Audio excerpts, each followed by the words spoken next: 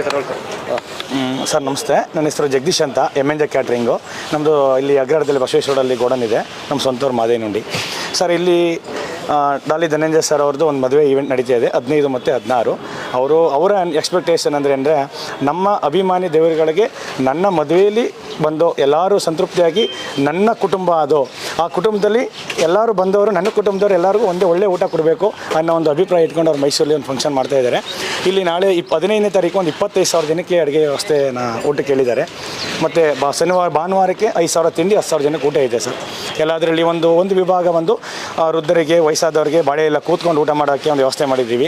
ಮತ್ತು ಮಹಿಳೆಯರಿಗೆ ವಿಭಾಗದಲ್ಲಿ ಹುಡುಗಿಯರನ್ನೇ ಸರ್ವಿಸ್ ಮಾಡೋಕ್ಕೆ ಅಂತ ಮಾಡಿ ಅದು ಒಂದು ವಿಭಾಗ ಮಾಡಿದ್ದೀವಿ. ಮತ್ತು ಒಂದು 4-5 ವಿಭಾಗ ಪುರುಷರ ವಿಭಾಗ ಮಾಡಿದ್ದೀವಿ ಸರ್.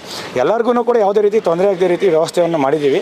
ನಾವು ಸರ್ವಿಸ್ ಹುಡುಗರು, ಬಡಿಗೆಯವರು ಎಲ್ಲ ಸೇರಿ ಒಂದು 1,000 ಜನವರೆಗೂ ಕ್ಲೀನರ್ ಸೇರಿ ಇದ್ದಾರೆ, ತೊಂದರೆ ಇಲ್ಲ ಸರ್.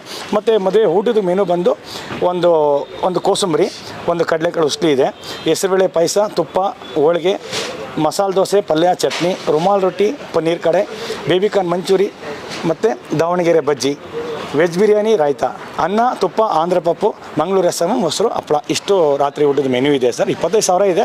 ಒಂದು 5,000 ಎಕ್ಸ್ಟ್ರಾ ಬಂದರೂ ಕೂಡ ಅದಕ್ಕೆ ಎಲ್ಲ ಸಿದ್ಧತೆ ಮಾಡ್ಕೊಂಡಿದ್ದೀವಿ ಸರ್. ಏನು ತೊಂದರೆ ಇಲ್ಲ ಸರ್. ಒಟ್ಲಿ ಆರಾಮಾಗಿ ಎಲ್ಲರೂ ಬಂದು ಎಂಜಾಯ್. ಒಳ್ಳೆ ಈವೆಂಟ್ ಇದೆ ಸರ್. ಧ್ರುವ ಈವೆಂಟ್ಸ್ ಒಂದು ಒಳ್ಳೆ ಈವೆಂಟ್ ಮಾಡಿದ್ದಾರೆ, ತುಂಬ ಚೆನ್ನಾಗಿದೆ ಸರ್. ಬನ್ನಿ, ಎಂಜಾಯ್ ಮಾಡಿ, ಒಂದು ಒಳ್ಳೆ ಕಾರ್ಯಕ್ರಮ ಸಕ್ಸಸ್ ಆಗಲಿ, ಖುಷಿಯಾಗಿ ಎಲ್ಲರಿಗೂ ತೊಂದರೆ ಆಗದ ರೀತಿ ಎಂಜಾಯ್ ಮಾಡ್ಕೊಂಡು ಹೋಗ್ಬೋದು ಸರ್. ತೊಂದರೆ ಇಲ್ಲ. ಎಷ್ಟು ಜನ ಬಾಣಸಿಗರು? ಏನು ಸರ್? ಬಾಣಸಿಗರು ಸರ್ ಬಾಣಸಿಗರು ಒಂದು 250 ಜನ ಅಡುಗೆಯವರು ಕುಕ್ ಮಾಡ್ತಾಯಿದ್ದಾರೆ. ಒಂದು 500 ಜನ ಸರ್ವಿಸ್ ಇದ್ದಾರೆ. ಒಂದು 40ರಿಂದ 50 ಜನ ಕ್ಲೀನರ್ಸು ಮತ್ತು ಪಾತ್ರೆ ತೊಳೆಯವರೆಲ್ಲ ಇದ್ದಾರೆ ಸರ್.